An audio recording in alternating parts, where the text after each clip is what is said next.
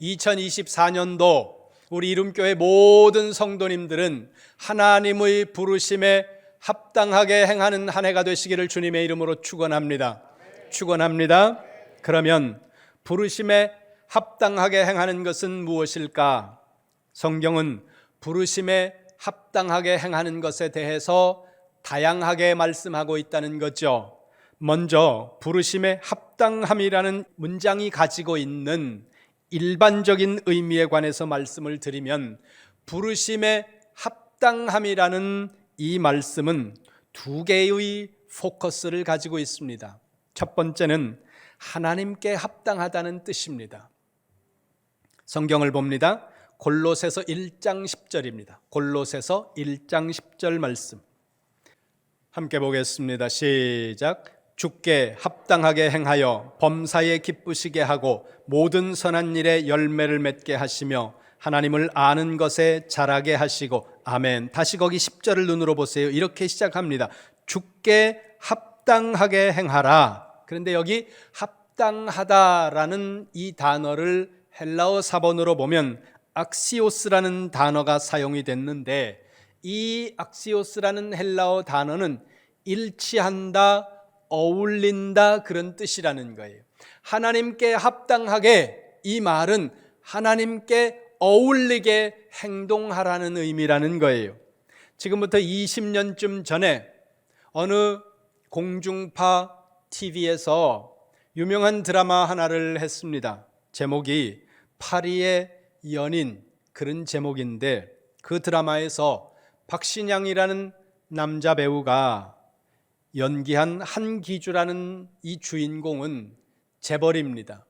상대 역은 김정은이라는 여성 배우가 연기를 했는데, 이 역할은 김태영이라는 아주 평범한 직장인입니다. 소시민이지요. 이 둘이 사랑에 빠졌습니다. 어느 날 재벌들이 모이는 화려한 파티가 열렸고, 그 파티에 이 이제 일반인 여성이 초대를 받았습니다.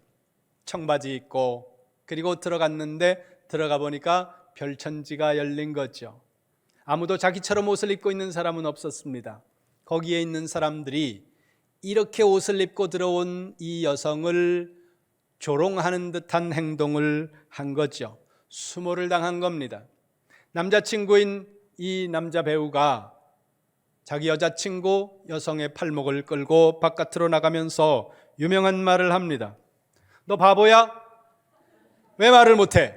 저 남자가 내 남자다. 저 남자가 내 애인이다. 왜 말을 못해? 근데 그 남자 앞에서 이 여성이 울면서 이렇게 얘기합니다.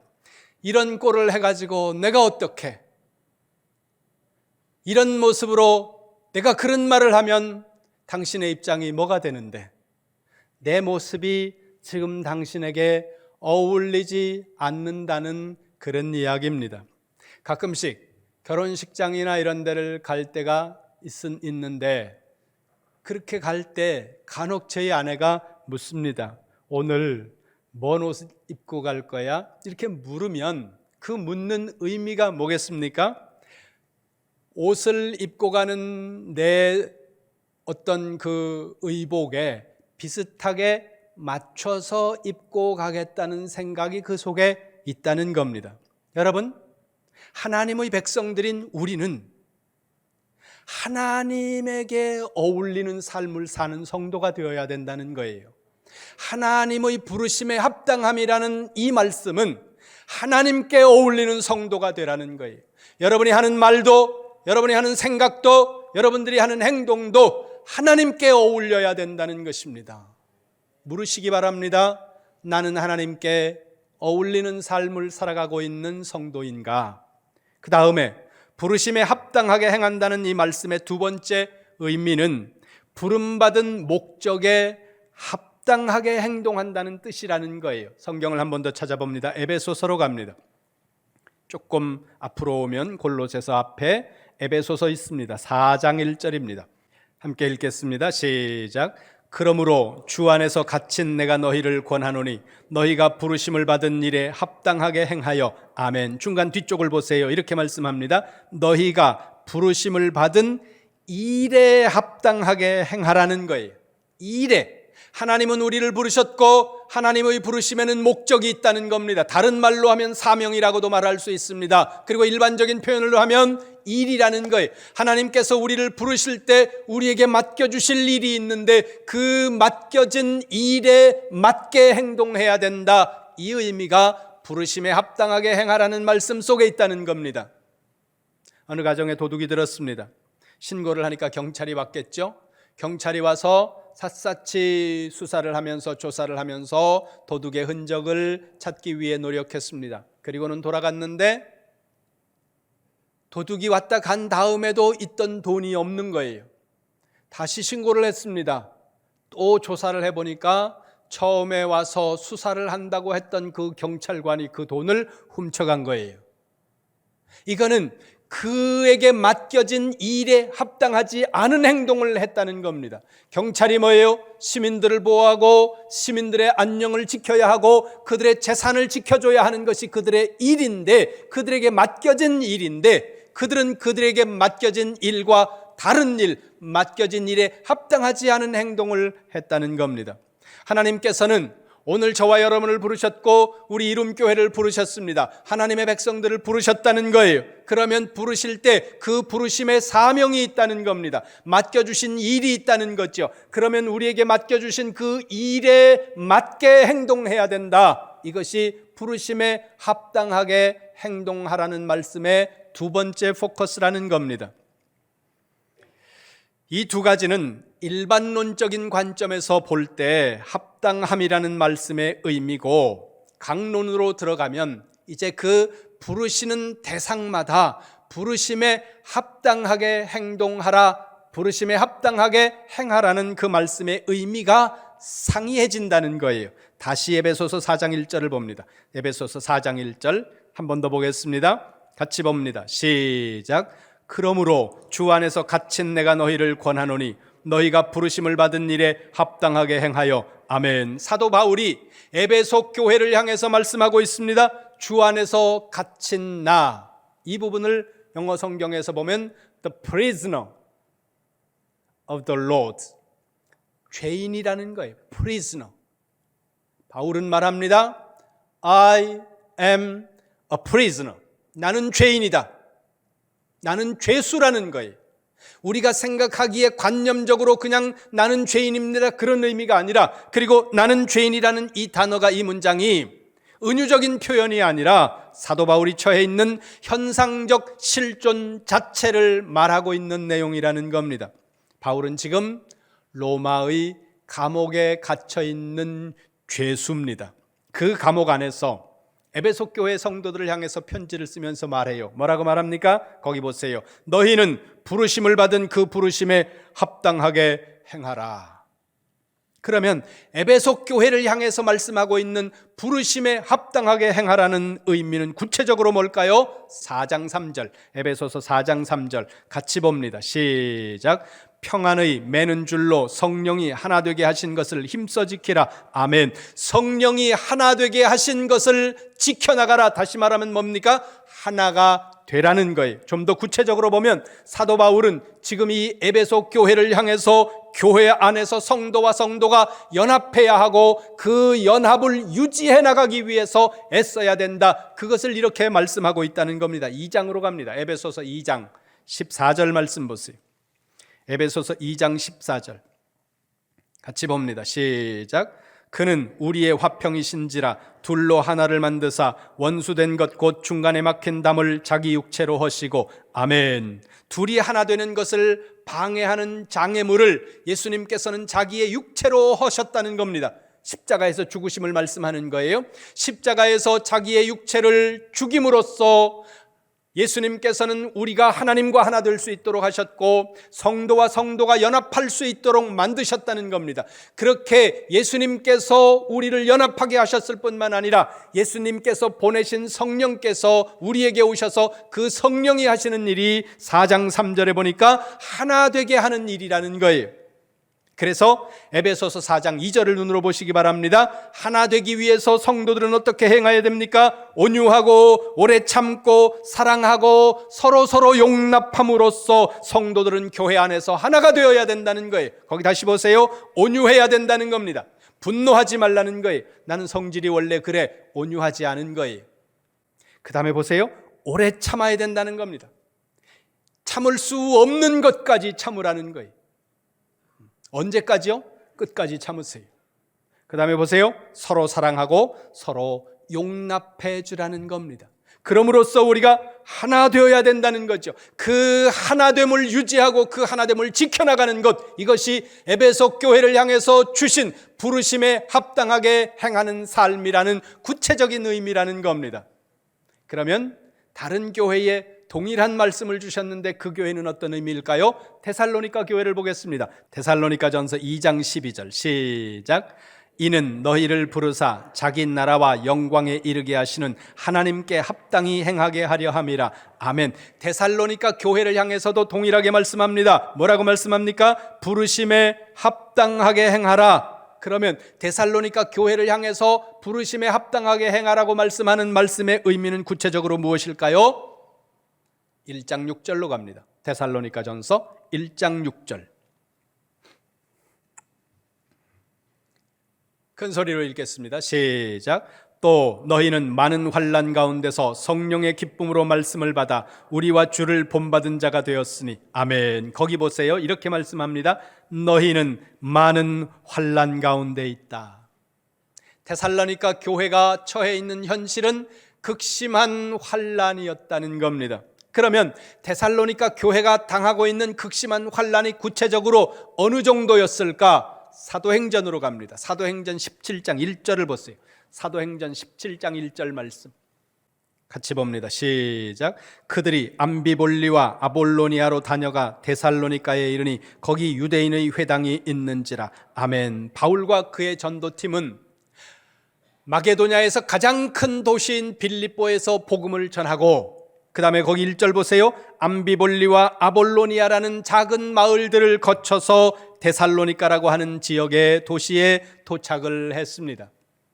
그런데 5절을 보세요. 17장 5절 말씀 같이 봅니다. 시작. 그러나 유대인들은 시기하여 저자의 어떤 불량한 사람들을 데리고 때를 지어 성을 소동하게 하여 야손의 집에 침입하여 그들을 백성에게 끌어내려고 찾았으나. 아멘. 데살로니가에 있던 유대인들이 바울이 복음 전하는 그 복음의 말씀을 듣고 데살로니가에서 수많은 사람들이 그 복음을 믿고 그리고 바울에게로 몰려드는 모습을 보면서 시기했다는 거예요. 그리고 유대인들이 자기들이 지금까지 가지고 있던 그 유대 종교의 사상과 다른 복음, 믿음으로 말미암는 의, 이 복음을 전하는 바울의 이 복음 전도를 보면서 또 시기하고 질투해서 거리에서 활개치면서 사람들을 괴롭히는 불량배들을 동원해서 도시를 시끄럽게 만들었습니다. 그리고 사도 바울을 붙잡기 위해서 집집마다 뒤집으면서 도시를 돌아다니다가 바울을 잡지 못하자 거기 보세요. 성도들을 무차별적으로 붙들었다가 감옥에 가두는 일들을 지금 했다는 거예요. 그러는 사이 사도 바울은 피신을 합니다. 10절 보세요. 10절, 17장 10절 같이 봅니다. 시작. 밤에 형제들이 곧 바울과 실라를 베레아로 보내니 그들이 이르러 유대인의 회당에 들어가니라. 아멘. 데살로니가 교회 성도들이 사도 바울을 다른 도시로 피신시키면 그 피해가, 그 어려운 환난이 자기들에게 올 것이라는 사실을 그들이 몰랐을까요? 알았습니다. 바울을 빼돌리면 유대인들이, 바울을 잡으려고 하는 수많은 무리들이 데살로니가 교회 성도들을 괴롭힐 것이라는 사실을 알았음에도 불구하고 그들은 깊은 밤 어둠을 틈타서 사도 바울을 꽤 멀리 떨어져 있는 베레아라는 도시로 피신을 시켰다는 거죠. 그리고는 자신들에게 다가오는 모든 고난과 환난을 온몸으로 감당해내고 있는 중이었습니다.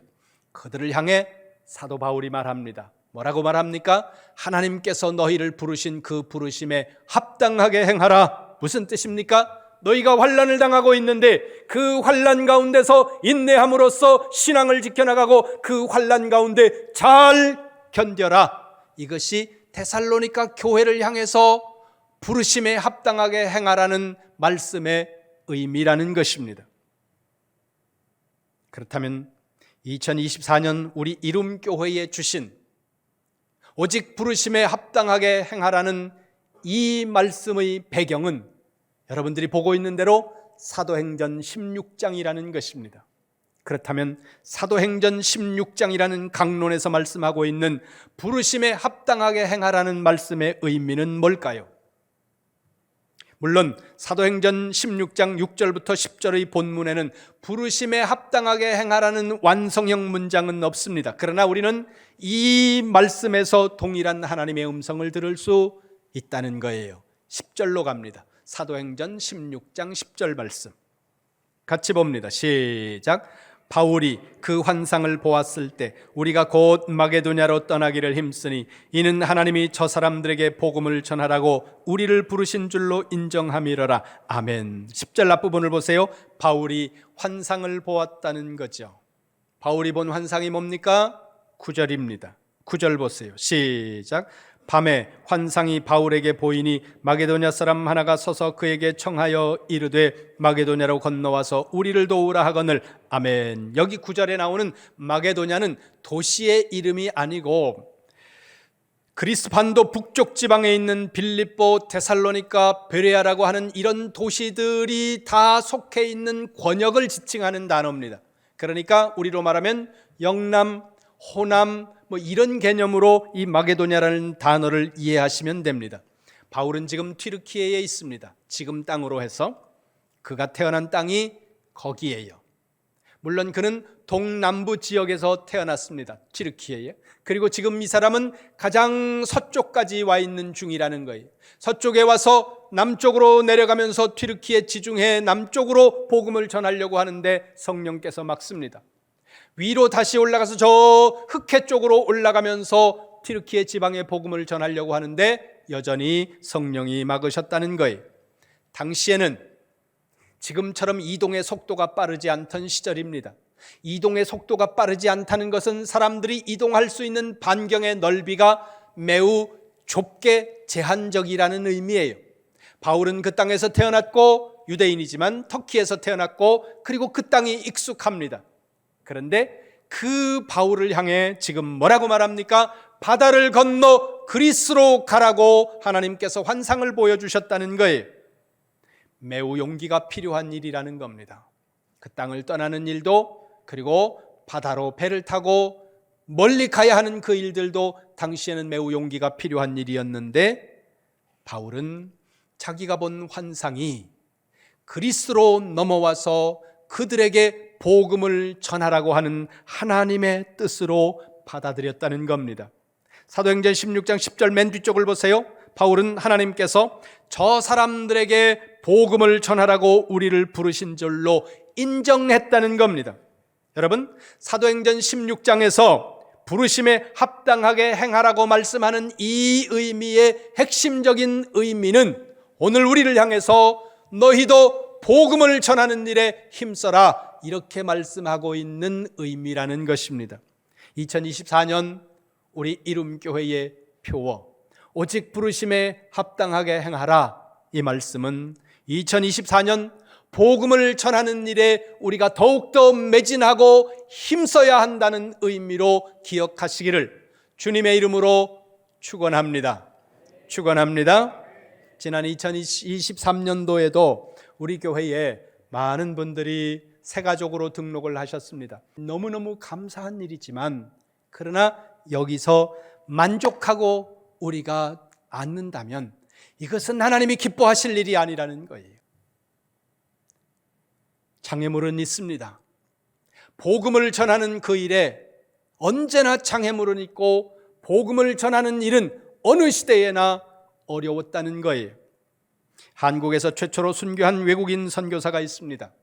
로버트 J. 토마스라는 영국 선교사입니다. 이분은 1840년 9월 7일 영국 웨일즈 주변에 있는 조그마한 도시에서 회중교회 목사님의 가정에서 태어납니다. 1863년 24살의 나이에 목사님으로 안수를 받고 그해 8월 런던 선교부의 파송을 받아서 중국 상해로 선교사로 떠나 12월 달에 상해에 도착을 합니다. 그런데 도착을 하고 4개월 만에 그의 아내가 중국 땅에서 세상을 떠납니다. 젊은 나이에. 토마스 선교사는 낙심했고 그리고 방황이 오는 거죠. 복음을 전하기 위해 이 척박한 땅에 내 청춘을 묻겠다고 왔는데 하나님은 나의 가정을 안 지켜주고 내 아내를 지켜주지 않으시는가? 그런 마음에 선교사를 사표를 냈습니다. 그리고 세관에서 통역하는 일을 하면서 지내다가 어느 날 그 세관에서 조선 땅에는 예수 믿는 사람들이 하나도 없다더라, 이런 이야기를 바람처럼 흘려듣고 그 말을 듣는 순간 그의 마음에 복음을 전하고 싶은 불길이 다시 타올랐다는 거죠. 1866년 미국 상선 제너럴 셔먼호를 타고 대동강으로 들어옵니다. 당시 조선은 쇄국 정책을 펴고 있었기 때문에 통상을 거부했고 그것을 무시한 이 상선은 대동강변을 거슬러 올라가고 있었습니다. 그 소식을 듣고 평양 주변에 있던 평양 군민들이 모두 대동강으로 몰려 나오는데 낫을 들고 칼을 들고 횃불을 들고 몰려 나오는 거죠. 흥분한 대동강변에 모인 사람들을 향해 당시의 상선들이 무장을 하고 있었기 때문에 발포를 합니다. 사람이 죽자 사람들이 폭도로 변하는 거예요. 이러다가 안 되겠다 싶어서 제너럴 셔먼호가 다시 뒤로 후퇴하려고 하는데 모래톱에 배가 걸려버린 겁니다. 사람들이 배에 불을 질렀습니다. 그리고 여기부터는 정사의 기록이 아니에요. 불타는 배 위에서 한 청년이 대동강으로 책을 던지면서 소리를 칩니다. 야소, 야소. 흐르는 대동강변으로 성경책을 던지면서 불타는 배에서 소리를 치는 거예요. 예수, 예수. 그리고 토마스 선교사는 조선 군인에게 잡히고 박춘권이라는 사람의 칼날에 순교를 합니다. 최초의 순교사예요. 여러분, 복음을 전하기 위해서 목숨을 걸어야 했다는 거예요. 이 땅에 100년 불과 전에 그런 일들이 있었다는 겁니다. 거기에 비하면 지금 복음을 전하는 어려움은 어려움도 아니라는 거죠. 한국 최초의 장로교 선교사였던 언더우드는 1884년 7월 달에 감리교 선교사인 아펜젤러와 함께 이 땅에 도착을 합니다. 세문안교회를 세우고 연희학교를 세우고 고아원을 세우면서 한국 복음화에 지대한 공헌을 했습니다. 정연희 작가의 소설 양화진이라는 소설에 언더우드 선교사의 기도문이 나옵니다. 이건 언더우드 선교사가 기도를 한 실제 기도의 내용이 아니고 정연이라는 작가가 작가적 상상력으로 쓴 내용이에요. 그러나 이 기도문을 읽으면 태평양을 건너오는 그 바닷속에서 언더우드가 가졌을 법한 그 마음의 울림이, 마음의 감정이 느껴진다는 거죠. 한번 들어보시기 바랍니다. 주여, 지금은 아무것도 보이지 않습니다. 메말라 나무 한 그루 시원하게 오르지 못하고 있는 땅에 저희들은 옮겨와 앉았습니다. 그 넓고 넓은 바다와 대륙을 어떻게 건너왔는지 그 사실이 기적입니다. 주께서 붙잡아 뚝 떨어뜨려 놓으신 듯한 이곳, 지금은 아무것도 보이지 않습니다. 보이는 것은 고집스럽게 얼룩진 어두움뿐입니다. 어둠의 영과 권력의 야욕과 인습에 묶여있는 사람들 뿐입니다. 그들은 왜 묶여있는지도 고통이라는 것도 모르고 있습니다. 고통을 고통인 줄 모르는 자에게 고통을 벗겨주겠다고 하면 의심부터 하고 화부터 냅니다. 담배 연기 넘어 남자들의 속셈이 보이질 않습니다. 이 나라 권세자들의 내심도 보이지 않습니다. 검은 천으로 가려진 여자들에게는 복음을 전할 기회가 영영 없으면 어쩌나 합니다. 그들의 마음이 보이질 않습니다. 그리고 저희가 해야 할 일도 보이지 않습니다. 그러나 주님 순종하겠습니다.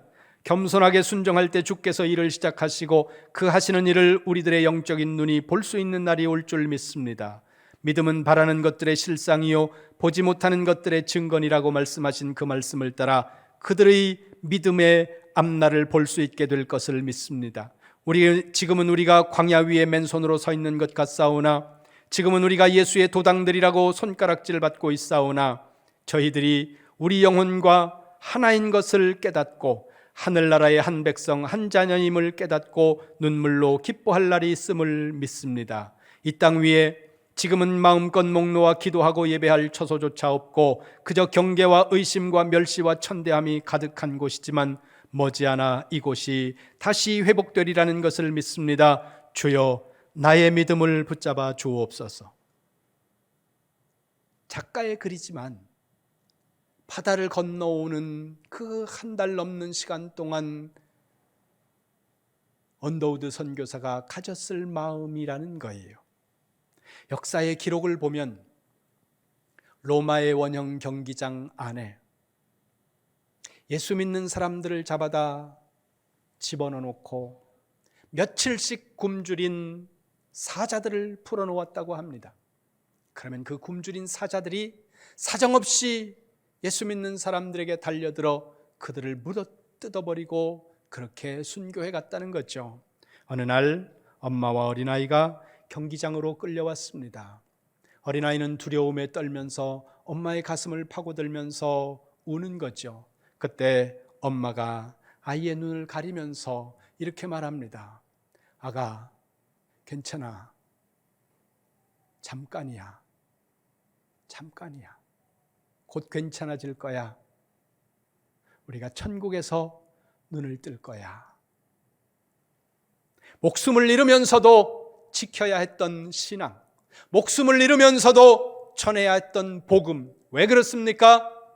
이 복음이 생명이기 때문에, 이 복음이, 이 믿음이 생명의 길이기 때문에 그럴 수밖에 없었고 그래야만 한다는 것입니다. 성경은 어느 곳을 펴든지 예수 그리스도의 생명으로 가득 차 있는 것이 성경이고 복음이라는 거예요. 그 복음을 외치라고 하나님은 우리를 부르셨습니다. 그 복음, 예수가 생명이고 예수님이 생명의 길이고 하나님께로 갈 수 있는 유일한 길이라는 사실을 사람들에게 말해라, 사람들에게 소리쳐라. 그 일을 위해 오늘 우리를 부르셨습니다. 이 복음 전파에 대한 사명에는 예외가 없습니다. 모든 그리스도인은 복음을 전해야 합니다. 그리고 이 복음을 전하는 사명에는 끝나는 날이 없다는 거예요. 이 복음 전해야 하는 사명이 나에게서 끝나는 날, 그날은 내가 이 세상을 떠나는 날이라는 것입니다. 2024년 여러분은 어떤 꿈을 꾸고 어떤 계획을 세우고 있습니까? 여러분들의 계획이, 여러분들의 꿈이 2024년도에도 아름답게 성취되기를 주님의 이름으로 축원합니다. 그런데 하나님은 여러분을 통해 하나님의 꿈을 이루시기를 원한다는 거예요. 하나님의 꿈이 뭡니까? 모든 사람들이 그리스도 안에서 하나님께로 돌아오는 것, 그것이 하나님의 꿈이고 그 일을 위해 하나님은 우리를 부르시고 이렇게 말씀합니다. 오직 부르심에 합당하게 행하라.